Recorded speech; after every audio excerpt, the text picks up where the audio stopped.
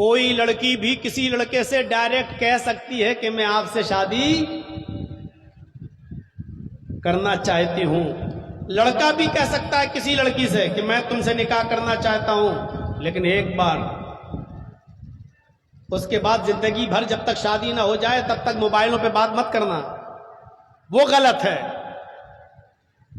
اور اگر بات کرنا بہت ہی ضروری ہے، بغیر بات کیے ہوئے رہ نہیں پا رہے ہو تو کم سے کم نکاح کر لو.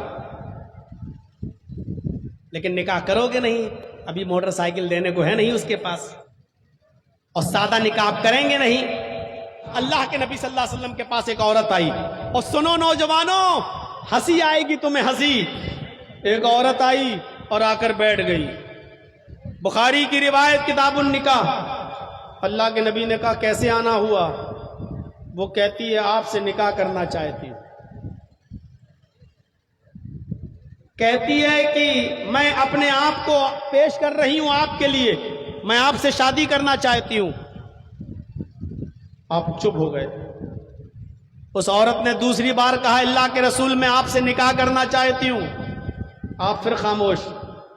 اس نے تیسری بار کہا اللہ کے رسول میں آپ سے نکاح کرنا چاہتی ہوں. آپ تیسری بار بھی خاموش. وہاں بہت سے صحابہ بیٹھے تھے. ایک صحابی ایسے ہی بولے جیسے میں بیٹھا ہوں آپ کے سامنے اور آپ بیٹھے میرے سامنے، ایسے اللہ کے نبی کے سامنے چند صحابہ بیٹھے تھے. ان میں سے ایک صحابی کو ضرورت تھی شادی کی، تو انہوں نے کہا اللہ کے رسول وہ آپ سے بار بار کہہ رہی ہے میں آپ سے نکاح کرنا چاہتی ہوں، آپ کچھ بول ہی نہیں رہے ہیں. اگر آپ کو ضرورت نہیں ہے تو میرا کرا دیجیے. اگر آپ کو ضرورت نہیں ہے تو میرا کرا دیجیے، مجھے تو ضرورت ہے. اللہ کے نبی نے کہا اچھا تمہیں ضرورت ہے نکاح کی؟ کہاں؟ کہا دیکھو میں تو نہیں کر سکتا ہوں، لیکن اگر تم کرنا چاہتے ہو تو میں اس سے بات کرتا ہوں. اے عورت، میں تو اب نہیں کروں گا نکاح، لیکن یہ تیار ہے، کیا اس کے ساتھ شادی کرے گی؟ اس کے ساتھ نکاح کرو گی؟ سیدھا سا جواب.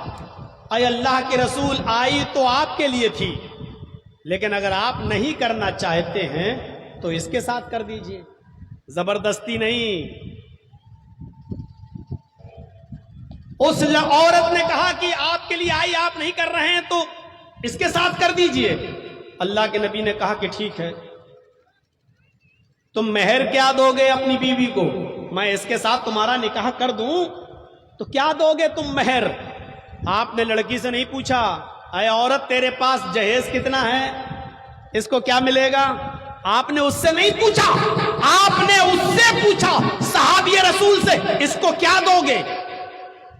اور نوجوانوں ذرا ادھر دیکھیے، یہ دیکھو بوتل اٹھا کے چل دیے ماشاءاللہ. کہاں جا رہے ہو؟ گھر؟ اب تو چاچی بھی سو گئی ہوں گی، کیا کرو گے جا کے؟ تھوڑا سا میں چونکاتا بھی رہتا ہوں تاکہ نیند کھل جائے آپ کی.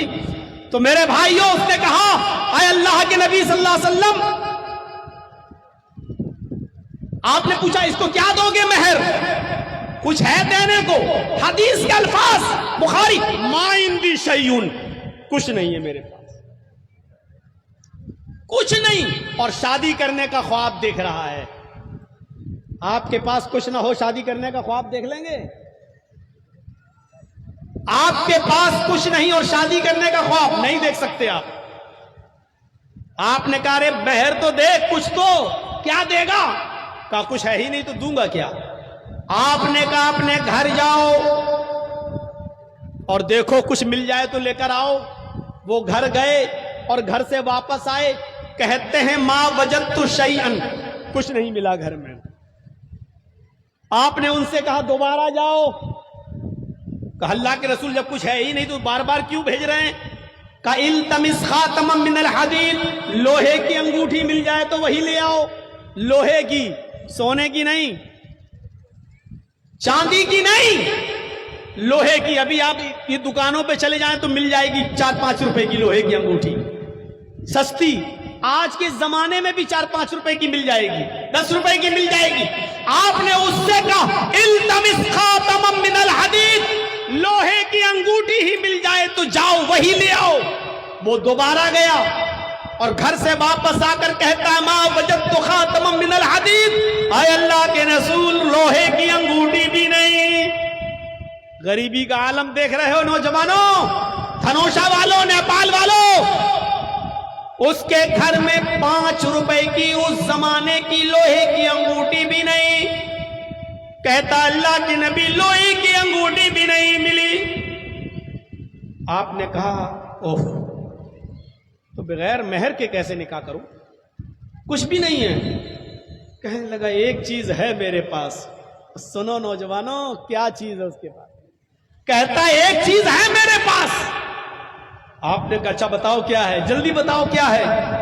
ہندی ازار، ہندی ازار. آئے اللہ کے رسول، ایک لنگی ہے میرے پاس.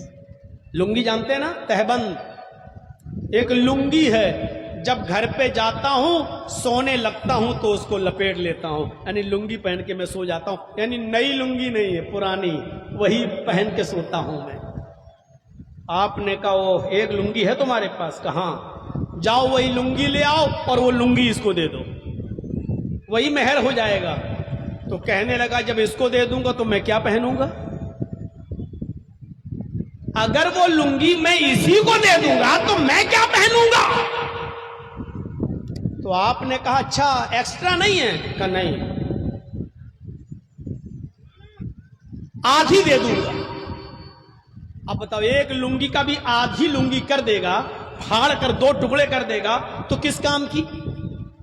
کہنے لگا اللہ کے رسول اس لنگی کو آدھا آدھا کر دوں گا، آدھی اپنے پاس رکھ لوں گا، آدھی اس کو دے دوں گا. کم سے کم بچھا کر بیٹھنے کے کام تو آ جائے گی آدھی.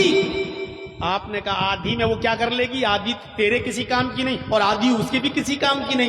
آدھی تو نہیں، اگر دینا تو پوری دے. بولا پوری تو نہیں دے سکتا.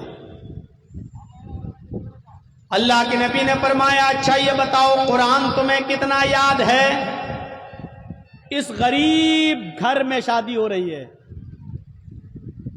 آپ نے کہا قرآن کتنا یاد ہے؟ کہنے لگا اللہ کے نبی سورہ ملک یاد، سورہ قیامہ یاد، سورہ دہر یاد، سورہ حاقہ یاد، سورہ نبا یاد، سورہ دہر یاد،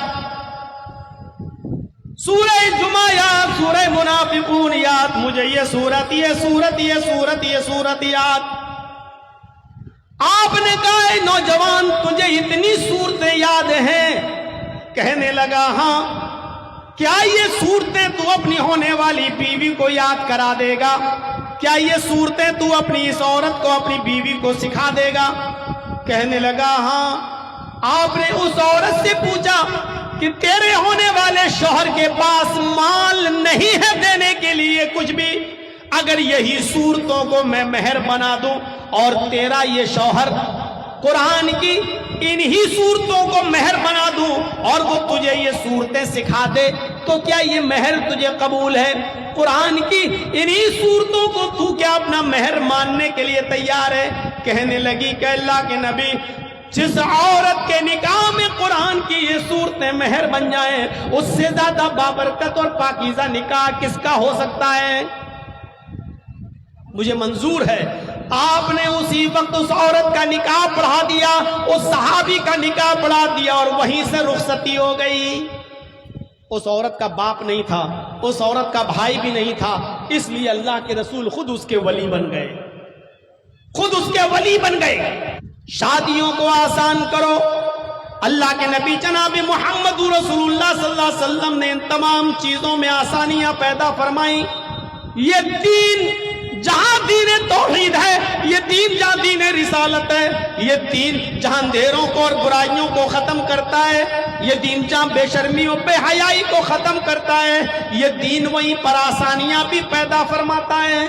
آسانی پیدا کرو، آسانی.